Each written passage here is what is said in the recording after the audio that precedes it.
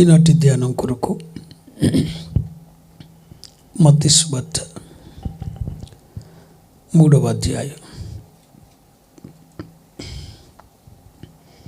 12వ వాక్యాన్ని మేము ముందుకు తీసుకొస్తున్నాం.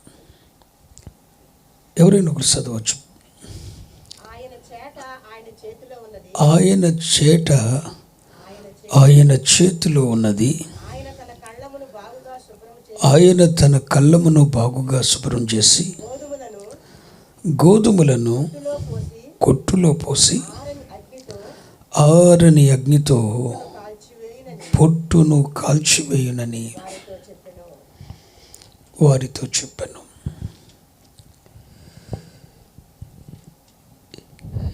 ఇక్కడ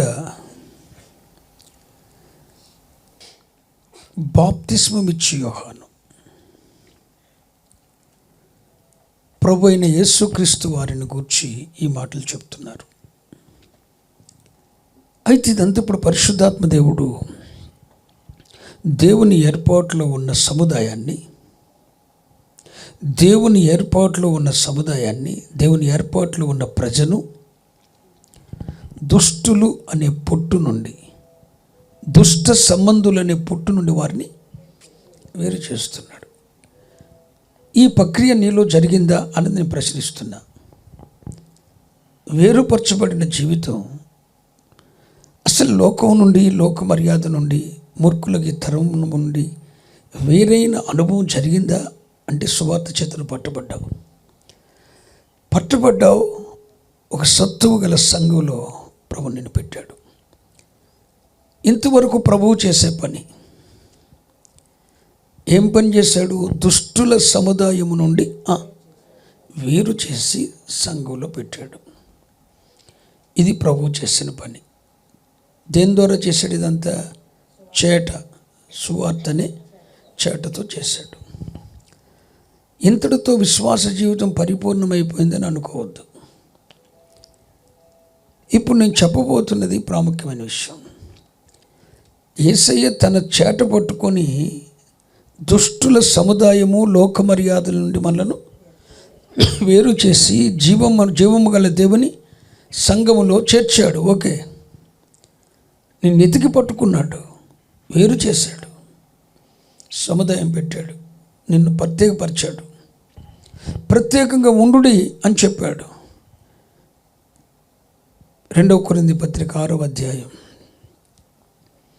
18వ వచనం చూడండి. 2 కొరింథీ పత్రిక 6వ అధ్యాయం 18వ వచనం. మనము జీవము గల దేవుని ఆలయమై ఉన్నాము, నేను వారిలో నివసించి సంచరింతును, నేను వారి దేవుణ్ణి యుందును. నేను వారి దేవుణ్ణి ఉంటా, వారు నా ప్రజలై ఉంటారు. కావున మీరు వారి మధ్య నుండి బయలు వెడలి. అది చేయాల్సిన పని ఎవరు? మనం. ఇప్పుడు ప్రభువు మనలను దుష్టుల సముదాయం అనే పొట్టులో నుండి వేరు చేశాడు. వేరు చేసి ఓ సత్తువ కలిగిన సందేశం, ఉపదేశం ఉన్న చోట నిన్ను చాటపట్టి ఎన్నిక చేయబడిన వాడవని, ఎన్నిక చేయబడిన కుటుంబం అని నిన్ను సువార్త అనే చాట ద్వారా ఒక సత్తువ గల ఉపదేశం ఉన్న సంఘంలో నిన్ను చేర్చి పెట్టాడు. అది ఆయన చేసిన ప్రక్రియ, నీ వలనైంది కాదు. నీకు నువ్వు రాలేదు. మహిమగల దేవుని సంఘంలోనికి నువ్వు రాలా. ప్రభువు నిన్ను దుష్టుల సముదాయం నుండి వేరు చేసి సువార్త అనే శాటతో నిన్ను తీసుకొచ్చి పెట్టాడు. పెట్టిన తర్వాత ఇప్పుడు ప్రభు అన్నాడు, మీరు జీవము గల దేవుని ఆలయమై ఉన్నారు. నేను మీకు దేవుడుగా ఉంటా, మీరు నాకు ప్రజలై ఉంటారు. నేను మీకు తండ్రినై ఉంటా, మీరు నాకు కుమారులై ఉంటారు. కనుక మీరు వారి మధ్య నుండి బయలు వెడలి. నేను ఎవరి నుండి అయితే మిమ్మల్ని ప్రత్యేకపరిచానో ఎవరి నుండి అయితే వేరుపరిచానో వారి నుండి మీరు బయలు వెడలి ప్రత్యేకంగా ఉండుడి. ఇది మనకు దేవుడిచ్చిన ఆజ్ఞ. ఇక దేవుడు మనల్ని ఎక్కడ చేర్చాడో వింటున్నారా? ఏ మహిమగల ఉపదేశం ఎందుకు చేర్చాడో, ఏ సత్తువు గల సంఘములో దేవుడు మనల్ని స్థిరపరిచాడో, సువార్త అనే శాట ద్వారా ఆ దుష్టుల సముదాయం నుండి నేను వేరు చేసి ఏ కొట్టులో పోసాడో ప్రభు అంటాడు, మళ్ళా వారి మధ్యకు మీరు వెళ్ళొద్దు, వారి మధ్య నుండి బయలు వెళ్ళాలి, మీరు ప్రత్యేకంగా ఉండండి, అడ్జస్ట్ అయిపోవద్దు. రాజీ పడిపోయే క్రైస్తవ్యం, రాజీ పడిపోయే భక్తి చేయొద్దు. మీరు ప్రత్యేకంగా ఉండండి. మీ ప్రత్యేకత ఏంటో సాధించుకోండి. నేను మిమ్మల్ని ప్రత్యేకపరిచాను నా సేట ద్వారా, సువార్త ద్వారా. మీరు ప్రత్యేకంగా ఉండండి.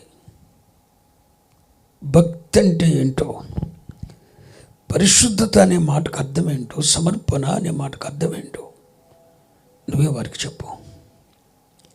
ప్రత్యేకంగా ఉండు అని ప్రభువు నీకు చెప్పాడు. ఆయన వేరుబాటు చేసి కొట్లు పోసాడు సంఘంలో. ఇప్పుడు ప్రభు అంటాడు, వారి మధ్య నుండి బయలు వెడలి మీరు ప్రత్యేకంగా ఉండండి. అది మీ పని, అది నా పని. దేవుడు దేని నుండి వేరు చేశాడో మరలా దానితో మనం రాజీ పడని వ్యక్తిత్వం. అర్థమవుతుందా? ఎందుకు ప్రభు ఈ మాటలే చెప్పమన్నాడు? 1% కూడా నా ఆరోగ్యం అంత బాగులే, కానీ గుండెల నుండి ఏదో బాధ పెట్టాడు. వెళ్ళరా బాబు, నువ్వు నన్ను ప్రేమిస్తున్నావా? పేతురు, వీరికంటే నన్ను ఎక్కువ ప్రేమిస్తున్నావా? ప్రేమిస్తున్నాను ప్రభువా. మరలా ప్రభు అడుగుతాడు, పేతురు, వీరికంటే, అందరి సేవకుల కంటే నువ్వు నన్ను ఎక్కువగా ప్రేమిస్తున్నావా? ప్రేమిస్తున్నాను ప్రభువా. మరలా అడుగుతున్నాడు, పేతురు, వీరికంటే, అందరి సేవకుల కంటే, అపోస్తల కంటే నువ్వు నన్ను ఎక్కువ ప్రేమిస్తున్నావా? నాకు తెలియదు ప్రభువా, నీకే తెలుసు అన్నాడు.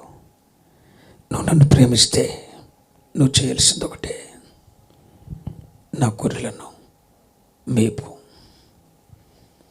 నువ్వు నన్ను ప్రేమిస్తే నా గొర్రెలను మేపు. నువ్వు నన్ను ప్రేమిస్తే నా గొర్రెలను కాయి. వారు చెదిరిపోతే నేను సహించుకోలేను, వారు తప్పిపోతే నేను దుఃఖపడతాను. నువ్వు నన్ను ప్రేమిస్తే నా గొర్రెలు కాయుము అన్నమాట ఒకసారి వాడాడు, మేపు అన్నమాట 2 సార్లు వాడాడు. యేసయ్యను ప్రేమించే ఏ సేవకుడైనా చేసే పని ఒకటేనండి, తమకు అప్పగించిన మందను వాక్యాహారంతో మేపుతాడు. యేసయ్యను ప్రేమిస్తున్నాడనటానికి రుజువు అదే.